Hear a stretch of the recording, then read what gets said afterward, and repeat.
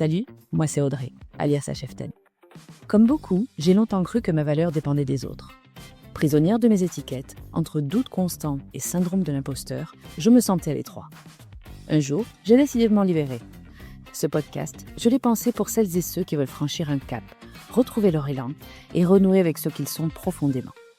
Alors si toi aussi tu cherches à te reconnecter à ta propre valeur et que tu veux un boost d'énergie positive, c'est parti. Place à l'épisode du jour, bonne écoute. Salut et bienvenue dans ce nouvel épisode. Je suis ravie de te retrouver pour te présenter le parcours d'une jeune femme brillante. J'ai nommé Emmanuelle Gauthier, cofondatrice de la start-up Ginger. Le contexte de ma rencontre avec Emmanuelle est tout aussi sympathique que l'est cet épisode, puisque c'est ma première recrue issue de l'entremise de mon audience. Merci pour cette suggestion, je me suis régalée à enregistrer cet épisode. J'espère donc que tu vas passer tout autant un bon moment à l'écouter. Donc Emmanuelle est une jeune femme brillante, mais pas que. Douce et déterminée, elle a choisi d'entreprendre dans un domaine exigeant, celui du soin et de l'attention portée à l'autre. Ginger, c'est une aventure née d'une conviction, celle que la technologie peut être au service du bien-être, de la santé des femmes et de la prévention. C'est aussi une entreprise créée par une génération qui ne veut plus choisir entre l'impact social et la performance économique. Et puis, le parcours d'Emmanuelle m'interpelle. À l'heure où l'on dit parfois que la jeunesse manque d'implication, et à l'âge où moi, je m'imposais tellement de freins. Bref, j'avais terriblement envie de pousser la conversation que nous avions alors eue entre deux stands lors d'un congrès. Ensemble, nous avons parlé d'audace et de légitimité. Parce que se lancer jeune, c'est souvent se heurter à des regards qui doutent. Et pourtant, elle l'a fait. Donc, nous avons évoqué ses doutes, ses objectifs, ses valeurs, les femmes qui l'inspirent, et cette envie qu'elle a de créer un modèle différent, à son image, réfléchi, engagé, mais aussi joyeux et tourné vers le vivant. Un échange à cœur ouvert sur la confiance, la jeunesse, l'entrepreneuriat et la place que l'on décide de prendre, même quand personne ne nous l'a donnée. La HF10, le podcast, nouvel épisode, c'est parti. Bonjour Emmanuelle. Bonjour Audrey. Je suis ravie de t'accueillir dans la HF10, le podcast, et je te remercie d'avoir accepté mon invitation. Merci à toi pour cette invitation, je suis ravie d'être là aussi. Donc, on s'est rencontrés toutes les deux par hasard lors d'un congrès professionnel, par l'entremise d'un ami à moi. Donc, voilà, je suis très contente qu'il ait réalisé cette entremise. Et tu fais des choses très, très intéressantes, ce qui fait que tu es là aujourd'hui, parce que, évidemment, je ne reçois que des personnes intéressantes. J'aimerais, s'il te plaît, Emmanuelle, que tu te présentes, que tu nous dises qui tu es, d'où tu viens et ce que tu fais dans la vie. Eh bien, merci beaucoup Audrey. Donc je suis Emmanuelle Gauthier, moi j'ai cofondé Ginger dont je suis la CEO depuis plus de 2 ans. J'ai cofondé Ginger avec mes 2 associés qui sont Quentin et Florentin et qui ont chacun respectivement le rôle de directeur médical et de directeur technique de cette solution qui est en fait l'application qui met les experts de la santé des femmes dans la poche de toutes. Et tu peux nous en dire un petit peu plus sur toi, nous raconter ton parcours avant d'arriver à cette fondation Ginger sur laquelle on va revenir justement? Oui, alors de mon côté, j'ai fondé Ginger en sortie d'études. Donc dès la fin de mes études, en fait, je me suis lancée dans l'entrepreneuriat. J'avais eu en réalité une première expérience entrepreneuriale au moment de mes années de césure. En fait, j'avais pris cette décision de monter un projet de zéro avec une amie où on était parti faire quelque chose de totalement différent. On était parti à la rencontre des producteurs alimentaires d'exception. Et on en avait d'ailleurs fait un podcast. Ça a été une expérience fabuleuse qui m'a vraiment donné goût à l'entrepreneuriat, qui était pas véritablement monétisable, donc on n'a pas poursuivi. Mais c'était vraiment passionnant et c'est ça qui m'a menée vers un master en entrepreneuriat où en fait j'ai rencontré donc mon premier associé Quentin qui lui est pharmacien spécialisé en santé des femmes et qui a fait ce master en entrepreneuriat parce qu'il était convaincu qu'il voulait entreprendre dans la santé des femmes. Donc on s'est rencontrés à ce moment-là avec moi qui avais déjà une forte conviction sur le fait de vouloir travailler autour des inégalités de genre dans le cadre professionnel. Après plusieurs observations que j'avais déjà eues de mon côté et Quentin qui avait vraiment cet engagement pour l'accès aux soins. Et en fait, quand on a mis nos visions ensemble, ça nous a mené à créer Ginger. Et donc Ginger Care, qu'est-ce que tu peux nous en dire finalement? Alors aujourd'hui, Ginger, après 2 ans de mise en place, de construction, de rencontres dans tous les sens, c'est l'application qui permet de réduire, en fait, le délai d'accès à des professionnels de santé formés à la santé des femmes. Et on réduit ce délai d'accès de 93 jours, qui est le délai moyen d'accès à un gynécologue en France, à seulement 24 heures avec notre application, parce que c'est notre promesse de répondre sous 24 heures. Et concrètement, on propose un suivi qui est un peu inédit, parce qu'en fait, on a un soignant ou une soignante référente qui est vraiment dédié à chaque utilisatrice, qui va être le fil rouge, le point de confiance, et qui va orienter selon les besoins vers notre équipe pluridisciplinaire constituée de professionnels médicaux et paramédicaux qui répondent via un chat réactif. Donc, l'idée, c'est d'avoir vraiment cet aspect conversationnel. Et puis en parallèle de ça, il y a des outils pour prendre sa santé en main de manière autonome, de manière proactive. Et c'est là qu'on rentre dans la prévention avec de la sensibilisation. On a fait toute une campagne sur le mois d'Octobre Rose autour du dépistage du cancer du sein, sur un outil de suivi de cycle, un outil de suivi de symptômes pour les personnes qui sont plutôt concernées par des symptômes chroniques, et puis un accompagnement en fait tout au long du parcours qui va nous permettre de suivre des femmes en pré, en post-diagnostic, mais aussi quand tout va bien et que parfois on a juste besoin d'être rassuré sur une petite question. D'accord, c'est très, très complet comme solution. Ah oui, c'est le paradis du suivi médical féminin. Quand j'entends le délai d'attente, effectivement, pour avoir accès à une gynécologue, enfin, un gynécologue ou une gynécologue. Mais moi, je suis très admirative des parcours comme le tien, parce que t'avais quoi, 25 ans quand tu t'es lancé là-dedans? Sortie Absolument. d'études? Tu vois, moi, au même âge que toi, j'étais totalement planquée, et je pense que la prochaine génération que tu représentes est bien plus décomplexée que la mienne. Donc ça, c'est top. Mais et qu'est-ce qui t'a conduit finalement, donc Ginger, et à la rencontre avec ton associé? La thématique féminine, tu es une femme, bon, effectivement, ça fait partie des qualités, hein, des prérequis. Mais est-ce que c'est né d'une expérience personnelle, d'un constat, d'une envie d'agir? Enfin, comment ça a fait la mayonnaise, quoi? Alors c'est une question qu'on me pose souvent, notamment est-ce que moi j'ai eu des problèmes, de manière individuelle autour de ma santé? Et en fait, non. C'est vraiment né de cette rencontre avec Quentin qui m'a très vite menée, à échanger avec des femmes et à échanger pour le coup avec des femmes qui étaient concernées par l'endométriose, par le SOPK, par un postpartum difficile. Et en fait, dès le début du projet, de Ginger, quand c'était encore qu'un projet académique finalement, on a interviewé des centaines de femmes, et les premières qu'on a interviewées, eh ben, ce sont nos proches.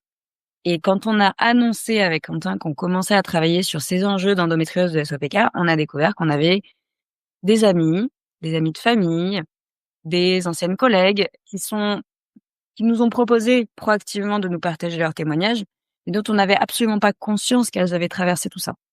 Et de fil en aiguille, par effet de bouche à oreille, on a atteint d'autres femmes qui ont aussi pris ce temps de nous partager, de nous confier leurs témoignages. Et en fait, de fil en aiguille, on a récolté près de 350 témoignages de femmes qui avaient vécu des parcours d'errance vraiment interminables. Et ça a vraiment renforcé notre engagement, parce que d'une part, chaque parcours était unique. On s'est dit on va retrouver un schéma, un pattern, parce que c'est un peu ce qu'on recherche côté entrepreneurial au début. Et là, pas du tout. Ils étaient tous différents, ils étaient tous euh, particulièrement touchants, et on s'est vraiment demandé comment on allait pouvoir agir sur ce sujet-là. OK. Et d'autre part, c'est des témoignages qui montraient que il y avait ce manque d'accès à des professionnels de santé formés aux enjeux. Et là, on s'est dit: «OK, là, on a un élément sur lequel on peut agir, sur lequel on peut faire mieux».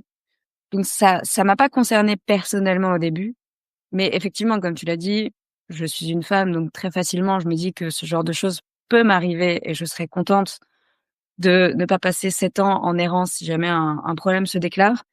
Et je trouve que c'est aussi important de noter que, Quentin, Florentin sont des hommes tout aussi engagés pour la cause, et qu'on n'a pas besoin, en fait, d'être concerné, on n'a pas besoin d'être patient pour vouloir s'engager sur un sujet comme ça. Et justement, tu parlais de ton envie de t'impliquer dans les inégalités. Est-ce que, ça en fait partie aussi, ou?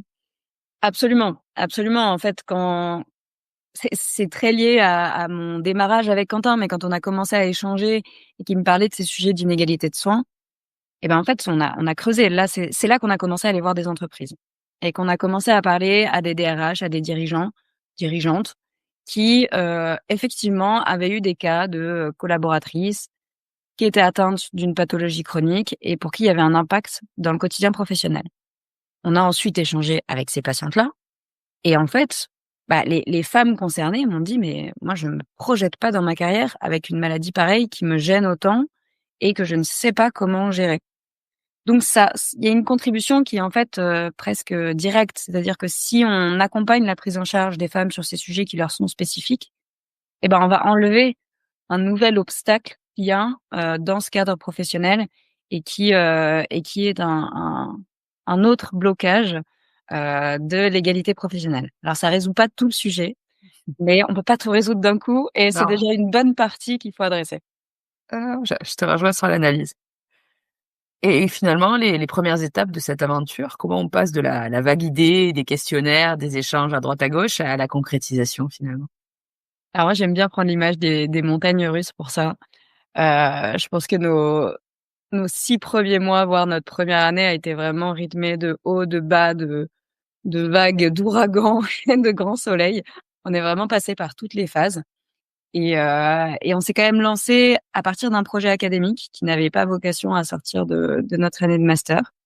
On s'est retrouvés à la fin de l'année avec Quentin à se regarder, un peu de côté, est-ce qu'on continue? Est-ce qu'on pousse le sujet? Est-ce qu'on se lance vraiment là-dedans comme première expérience professionnelle, quoi? Et heu et là, on a eu une approche, très lean finalement, pour utiliser le langage startup, mais on s'est dit, «On se met un objectif, horizon septembre et on voit si on l'atteint». Notre objectif, c'était de rentrer dans un incubateur, d'avoir une première version de notre outil. On n'est pas de tech, ni l'un ni l'autre. Donc la première version de l'outil, ça a été: «OK, cet été, on prend des outils de no code et on essaye de faire quelque chose». Ça n'a pas été glorieux, mais on a eu une première ébauche et on a intégré un premier programme qui était un programme de pré-incubation. Donc en fait, en septembre, on est arrivé, on s'est dit: «Bon, on a atteint nos objectifs aux 2/3, ça passe, on continue» et comme ça, de fil en aiguille, on est arrivé à notre premier client qu'on a donc entreprise, parce qu'on vend l'application à des employeurs qui prennent la solution pour leurs collaboratrices et ce premier client qui est une entreprise de crèche nous dit: «OK, nous on y va. On y va, on a envie d'accompagner nos collaboratrices, on va se lancer en mars».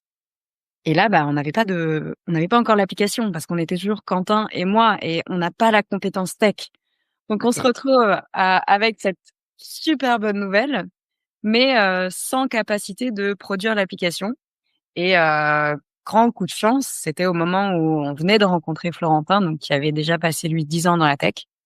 OK. Il faisait son premier jour en présentiel avec nous en test, quand on a appris qu'on signait notre premier client et donc en fait, Florentin a construit l'application, dès le jour 0 de ce côté-là et ça a lancé une association des 3 cofondateurs de Ginger pour les 2 ans ensuite et encore de belles années à venir, j'espère. C'est fou, rien n'arrive par hasard dans la vie, pareil, tu sais? Non, mais c'est drôle, hein. Le jour de la signature, c'est Exactement. un bon signe. Je disais tout à l'heure, tu t'es lancée jeune, à un âge où beaucoup doutent encore d'eux-mêmes et je me mets vraiment dans l'eau parce que moi, à l'âge que tu avais quand tu t'es lancée dans ce projet-là, j'étais à 10 000 de ce genre de projet. En vieillissant, ça arrive. Mais qu'est-ce qui t'a donné, la légitimité ou le courage de franchir ce cap, justement? Je suis très curieuse, tu vois? J'aime C'est bien avoir la recette des autres. c'est une question super difficile parce que je pense que, même en entrant dans mon master en entrepreneuriat, je me disais que c'était pas fait pour moi.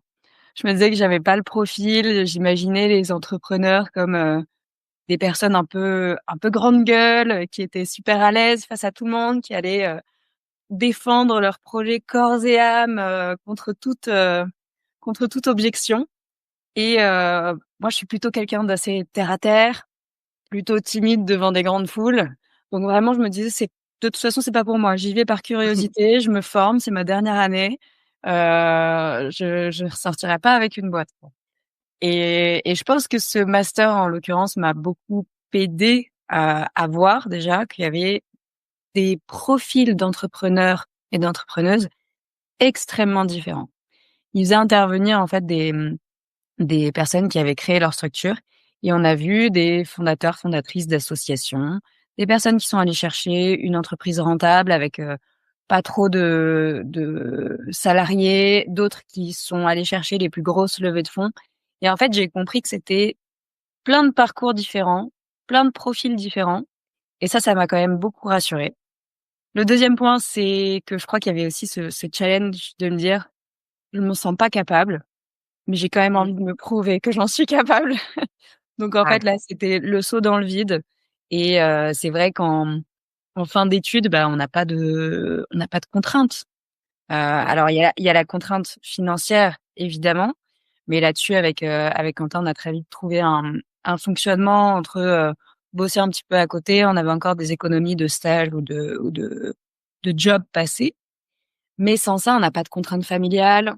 Le risque Mmh. reste minime parce qu'on s'est lancé pour 2 mois dans nos têtes, puis 6 mois, puis 9 mois. Mais à aucun moment on a dit: «On signe pour les 10 prochaines années». Et en fait, c'est après que c'est Ouais. venu. C'est quand on a commencé à valider le concept que là, on s'est dit: «OK, c'est un vrai truc qu'on est en train de monter». Et donc en fait, le petit pas du début était moins impressionnant que ce qu'on peut se dire et que ce qu'on peut imaginer, notamment pour des personnes, qui se lancent en quittant un job confortable et cetera. Mmh. Là, moi, je partais de toute façon de rien finalement et c'est ça aussi qui était super excitant, c'est de partir d'une page blanche et de créer tout à partir de là. Justement, ça fait écho à ce que m'avait dit une amie à moi qui s'est lancée, dans l'entrepreneuriat il y a déjà 5 ans. Et donc là maintenant, voilà, tout ce qu'elle a cravaché ces 5 dernières années, elle commence à, tu vois, à se poser et à se rendre compte, de ce qui s'est passé, de la montagne qu'elle a dû gravir. Et elle dit: «Mais si dès le départ, j'avais regardé le sommet et j'avais vu à quel point il était loin, bah, j'y serais jamais allée». Et c'est un peu ce que tu dis, étape par étape, on avance, on monte la montagne tranquillement, les nuages se dégagent et on continue de grimper. Donc ouais, Complètement. Je pense que c'est une naïveté quand on se lance qui est très protectrice, en fait. c'est ça. Et du coup, j'imagine quand même que tu avais des doutes. Tu parles de moments où tu t'es sentie légitime presque. Est-ce que, enfin, comment t'as géré finalement? Tu te dis bon ben voilà, on fixe un objectif et on enchaîne et on voit ce que ça donne. Alors je crois que dans ce sujet de représentation, de trouver un peu, des entrepreneurs, entrepreneuses qui nous ressemblent, il y a quand même le sujet du genre qu'il faut évoquer. J'avais regardé les stats pour une intervention. Aujourd'hui, 84 des startups qui sont fondées par des équipes 100 masculines et moins de 5 seulement par des femmes. Donc en fait, on comprend aussi pourquoi, les histoires, très shiny, on se retrouve pas forcément dedans, parce que rien qu'en représentation réelle, on a moins d'exemples. Il y en a de plus en plus et c'est vraiment en train d'évoluer. Et puis il faut toujours mettre ça en parallèle avec le fait que sur les structures, les chefs d'entreprise, c'est, quand même 50 de femmes qui sont à la tête de petites structures, donc qui sont pas les startups de l'écosystème, qui font le plus de bruit et cetera, mais elles sont bien là en créatrices d'entreprise. Donc il faut quand même pas les oublier. Et je pense que sur ces sujets de légitimité, illégitimité, moi je l'ai vraiment ressenti sur la partie médicale. J'avais aucune compétence, autour des sujets de santé, autour des sujets de soins. Une grande curiosité, mais pas de compétences. Donc une première chose, c'est que m'associer, ça m'a énormément, rassurée de ce point de vue-là, avoir quelqu'un qui avait cette expertise. Et je crois aussi, au fur et à mesure, le fait de comprendre que tout ce qu'on doit faire, on doit l'apprendre sur le tas. C'est comme ça qu'on avance Mmh. en entrepreneuriat et qu'en fait, arriver avec des compétences, ça peut être une grande force, mais ça l'est pas forcément parce qu'on va pas faire les choses de la même manière. Typiquement, nous, on a tout fait maison et je pense que c'est ça qui nous a permis de tenir aussi longtemps sans levée de fonds. C'est et de construire quand même de la valeur en ayant finalement assez peu de fonds à notre actif. Et il y a beaucoup de choses sur lesquelles on s'est lancé en se disant: «Mais ça, on peut le faire». Il y a pas de raison qu'on n'arrive pas à faire des écrans, de design d'application. Et donc juste, j'ai pris le logiciel en main et j'ai fait les écrans. Et je ne l'ai pas fait de manière professionnelle du tout. Si je le montre à quelqu'un qui est designer d'application, il va me rironner. Mais nous, ça nous a donné la première version, la première maquette Et je pense qu'au début, on part assez illégitime, mais plus en tant qu'entrepreneur qu'en tant que dirigeante, femme dans l'entrepreneuriat aussi. J'ai pas ressenti ce syndrome de l'imposteur, mais c'est vrai qu'il faut enfin, j'avais cette conscience que, j'apprends tous les jours Mmh. et que je serai pas, une experte des sujets que j'aborde, mais je sais faire le 0 à 1 sur un sujet que je viens de prendre en main. OK. Et donc tu nous as un petit peu expliqué l'intention profonde derrière Ginger, un petit peu tes convictions qui te portent, sur le projet. Mais tes associés justement, tu peux un peu nous en parler? Quels sont leurs apports sur le projet au-delà de l'expertise technique et médicale? Comment ils en sont arrivés avec toi là-dedans? Absolument. Alors, Quentin dit à chaque fois, je lui pique ses mots, mais il a grandi entouré de femmes avec, sa mère, ses sœurs, ses cousines, que des femmes dans la famille et donc il dit toujours ça pour expliquer à quel point il était, touché par le sujet. Ça n'a jamais été des sujets tabous chez lui et comme il a fait des études en pharma, il a très vite été confronté au sujet d'accès aux soins, il a remarqué que les études, étaient assez peu fournies finalement sur ces enjeux de santé des femmes et que les professionnels de santé sur la formation de base avaient, avant les spécialités j'entends, avaient finalement assez peu d'éléments sur les enjeux de santé des femmes et ça l'a très vite, plongé dans le sujet. Il a eu, des personnes très proches, alors je parlerai pas, à sa place bien Bien sûr, sûr. mais qui étaient concernées par l'endométriose notamment et donc il a accompagné dans ses parcours d'errance et cetera et ça l'a vraiment, d'autant plus plongé dans le sujet et du côté de Florentin, il a travaillé pendant 10 ans dans une deep tech qui était, industrielle, donc rien à voir. Et il a eu cette fibre entrepreneuriale très forte. Il s'est dit: «Je après avoir passé 10 ans dans une deep tech qui était en train de se structurer et de devenir progressivement une scale-up, j'ai envie de repartir sur le 0 à 1 et j'ai envie de faire ça sur un projet à impact, un impact fort et un sujet sur lequel je vais apprendre». Et en fait, je pense que ce saut dans le vide sur la santé des femmes qui était un sujet qu'il connaissait pas particulièrement, comme moi, hein. Je sais pas parce que j'étais une femme que j'y connaissais grand Bien chose sûr. de plus que lui. Et ben ça l'a aussi intrigué. Il s'est dit: «Mais c'est un sujet où je dois savoir, je dois apprendre et où ça me plaît de contribuer et ça me donne envie de me lever tous les matins». Et justement, l'entrepreneuriat dans le secteur du soin, bah, c'est souvent un mélange de business, d'engagement et dans ce que tu me dis, je trouve que vous avez tous les 3 finalement eu, votre leitmotiv, mais on a quand même un fort sens de l'engagement, j'ai l'impression, non? Alors effectivement, il y a quand même un fort sens de l'engagement, mais je crois que c'est quand même allié à l'idée de créer un business durable. Tu le dis, il y a vraiment un équilibre à trouver entre Ouais. business et engagement. C'est vrai. Moi, je suis assez convaincue que trouver aussi un équilibre financier, un équilibre économique à ce qu'on Mmh. fait, c'est pérenniser tout ce qu'on met en place. Parce que si on crée une start-up avec tout l'engagement du monde, mais qu'on lui trouve pas le business model qu'il faut, eh ben, ça va s'arrêter au bout de 2-3 ans. Et nous, notre enjeu, c'est de créer une valeur pérenne qui va accompagner les femmes dans la durée. Ouais. Et je pense que c'est ça aujourd'hui aussi l'enjeu du care, c'est que en France, ça reste encore compliqué de parler de soins, de santé et de parler d'argent en face. Oui, c'est vrai. On nous a très vite dit: «Si vous vendez en direct aux patientes, vous allez vous faire de l'argent sur le dos des femmes qui souffrent».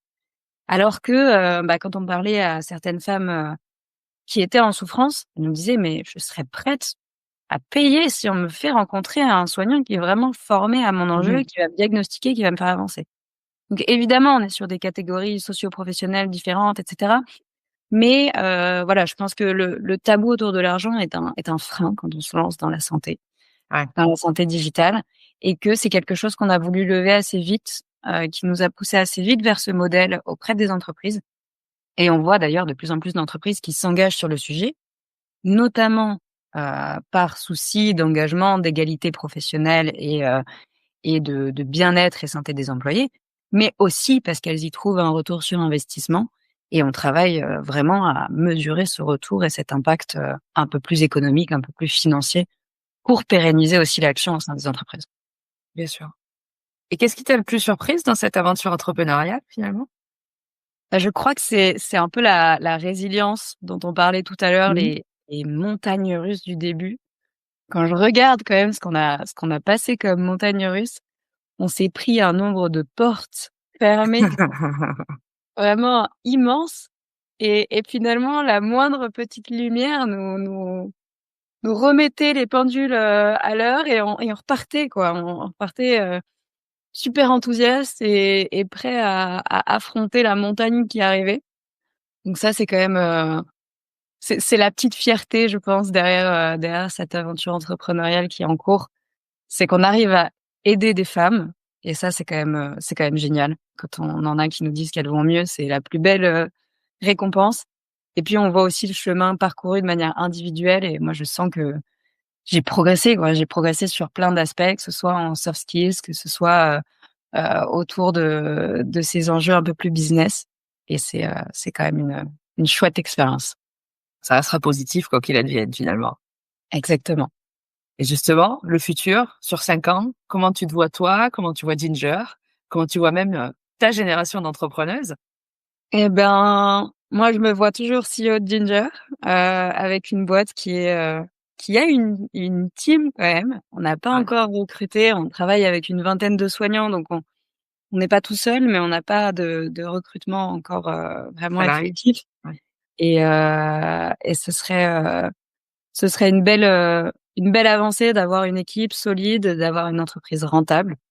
Moi, je suis, convaincue que, lever des fonds, c'est une super bonne opportunité pour accélérer, mais aujourd'hui, les boîtes qui vont se démarquer, c'est celles qui seront solides et qui, auront de l'ambition, mais sur des fondements solides. Donc Mmh. j'aimerais vraiment qu'on aille chercher cette solidité du côté de Ginger et puis pourquoi pas, ouvrir Ginger sur des marchés européens, dans d'autres pays, aller aider des femmes dans plein d'autres, langues, dans plein d'autres géographies et d'ici 5 ans, je pense qu'on aura largement passé le cap d'1 million de femmes accompagnées et c'est un bel objectif qu'on se fixe. Et je pense à une question que je t'ai pas posée un peu plus tôt, mais Ginger, le nom, comment il est arrivé? Alors le nom, il y a la version officielle, la version officieuse de Ah bah, l'histoire. ouais, je veux les 2, évidemment. Alors Ginger, ça vient du gyn de gynéco. En fait, c'est Ouais, GYN et c'est pour rappeler les sujets gynécologiques parce que quand on s'est lancé, on était vraiment sur ces enjeux gynéco et on s'est élargi progressivement à tout sujet de santé des femmes. Et puis la version, officieuse, c'est, vraiment une session de 2 heures de brainstorm pour trouver un nom où on a fini sur la liste des fruits et légumes. On s'est rendu compte que des startups à succès avaient pris des noms de fruits et légumes, du genre, lime, d'accord. apple, autres et on a vu gingembre, on s'est dit: «Ça fait ginger en anglais». On retrouve le gyn de gynéco et puis le gingembre, c'est quand même une plante médicinale, donc l'histoire était pas totalement décorrélée et ça nous a plu. On l'a testé autour de nous. Le nom a tout de suite résonné et quand on en reparlait 3 semaines après, aux proches auprès de qui on l'avait testé, ils avaient retenu et là, on a su que c'était une bonne piste à suivre. Bon alors tu me confirmes que ça n'a aucun rapport avec les Spice Girls et avec Ginger Spice qui est Jerry Halliwell? Aucun. Aucun rapport. Je suis tellement Mais déçue. je crois que chacun peut avoir son histoire. En tout cas, voilà, tu vois, moi je suis génération des Spice Girls. Et transition parfaite, je vais te poser 4 questions que je ne t'ai pas envoyées par avance, donc ça va être de la réponse sur le vif. Quelle est ton héroïne dans l'histoire et pourquoi?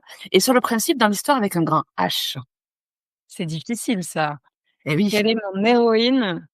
Hem, écoute, je vais donner une réponse plutôt proche, parce que je l'ai vue il y a pas longtemps, mais Flore Heiniel, qui est la directrice générale de Willa, vient de recevoir la médaille du mérite et c'est, du coup, chef d'entreprise, d'association qui œuvre vraiment pour, l'égalité de genre dans le cadre professionnel, dans le cadre, entrepreneurial aujourd'hui, qui mène plein d'initiatives, qui fait vraiment bouger les lignes et qui lead ce projet depuis plusieurs années et qui est une vraie source d'inspiration, aussi bien entrepreneuriale que humaine, je crois. Et voilà, je trouve que c'est une magnifique récompense qu'elle vient de recevoir et qui est amplement méritée pour toutes les actions qu'elle mène, sachant que Willa a été un de nos premiers incubateurs. Ils ont vraiment suivi le projet à toutes ses étapes. Ils sont encore présents aujourd'hui. Et voilà, je trouve que c'est une question parfaite pour les mettre en avant parce que ça a été un soutien exceptionnel. Ah bah, merci du partage. Je ne connaissais pas le parcours de Flore, donc j'irai regarder ça. Quelle est la phrase qu'on t'a dite le plus souvent et qui t'a donné envie de prouver le contraire? La phrase qu'on m'a dite le plus souvent, alors ça, c'est peut-être un petit peu à côté de ta question, mais c'est quand j'ai des rendez-vous commerciaux avec des dirigeants, ils me disent: «Non, mais vous allez peut-être plutôt parler à ma collègue parce qu'elle saura comprendre le sujet, alors que moi je ne peux pas comprendre». Alors moi je trouvais ça dingue parce que, pour moi ça reste la santé des femmes, évidemment, ça peut être extrêmement complexe, mais les grandes lignes et l'impact sur le quotidien professionnel, c'est accessible et surtout, ça doit intéresser des dirigeants hommes qui dirigent des équipes où il y a principalement des femmes et c'est pas un sujet à déléguer. Et il y a pas longtemps, je parle de ça en conférence et un homme à la fin vient me voir et me dit: «Bah, j'ai entendu votre point, mais c'est vrai que, on se sent pas concerné». Et en fait, moi, je me suis dit: «Mais immédiatement, j'aurais ramené une femme au rendez-vous en me disant que comme ça, je viens avec une experte du sujet». Et c'était hyper intéressant parce qu'on a eu un échange où en fait, il m'expliquait que c'était pas cette volonté, enfin, c'était plutôt une volonté de bien faire, avec peut-être un peu de maladresse.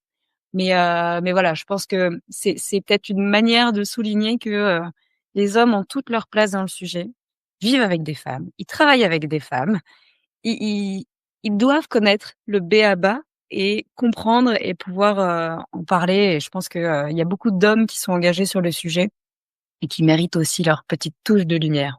Mes 2 associés en premier lieu. Et quel est le meilleur conseil qu'on t'ait donné et que tu n'as pas compris ou que tu as appliqué bien plus tard? Fais-toi confiance. Ça, très, très dur, très, très dur. Je pense qu'on parlait de syndrome de l'imposteur tout à l'heure. Alors autant le syndrome de l'imposteur, j'ai pas forcément eu le sentiment de le ressentir, mais le manque de confiance qui est très proche, mais qui est assez différent finalement, à fond. Et en fait, bah, au début de Ginger, les premiers échanges que j'avais avec, des DRH, des directeurs, directrices d'entreprise, enfin, c'était super impressionnant et j'étais un peu tétanisée. Mais résultat, bah, l'échange, c'est pas l'échange le plus sympa qu'ils aient eu dans leur journée. Donc ça marche moins bien. Et au fur et à mesure, bah, je préparais un peu moins parce que je commençais à prendre confiance aussi en ce que je savais sur le sujet, ce qu'on avait fait avec Ginger, là où on en est. Et aujourd'hui, je crois que je passe des bons moments quand je suis dans des situations qui avant me stressaient. C'est des échanges ultra enrichissants. C'est, une partie de l'entrepreneuriat, que je préfère en fait parce que c'est des rencontres aussi inspirantes.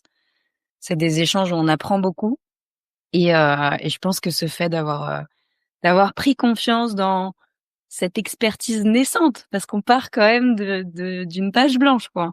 Ouais. C'est une force et j'apprends à l'apprécier et à l'assumer un peu tous les jours. Et tu as bien raison. Et pour finir, quelle est la chanson qui te motive quand tu as le moral dans les chaussettes? Don't worry, be happy. Ah! Je me marrer. Je la trouve hyper détendante, en même temps, elle met le sourire. Moi, j'adore. Ça remet les choses en perspective. Ah bah, je valide ton choix musical et je te remercie. Vraiment, j'ai passé un super moment. Alors pour la petite histoire, je passais une matinée un petit peu pourrie et honnêtement, notre échange, tu vois, tu m'as recollé le smile pour le reste de la journée, c'est génial. Ah bah, je suis trop contente, ça me fait super plaisir d'entendre ça. Merci à toi pour cet échange qui était vraiment génial et puis, je suis ravie de t'avoir rencontré à ce fameux congrès, que ça nous ait mené à cet épisode et je te souhaite une très belle journée du coup. Merci et on remerciera donc Jean-Thomas pour la mise en relation. Top.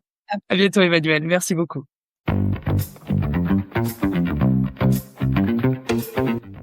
Merci d'avoir écouté cet épisode jusqu'au bout.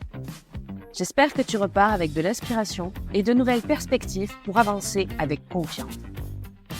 Si cet épisode t'a plu, pense à t'abonner pour ne rien manquer des prochains. Et surtout, n'hésite pas à laisser un avis plein d'étoiles sur ta plateforme d'écoute préférée. C'est le meilleur moyen de soutenir le podcast et de faire grandir notre belle communauté. On se retrouve très vite pour un nouvel épisode, toujours aussi décalé et inspirant. À bientôt dans la Cheftaine.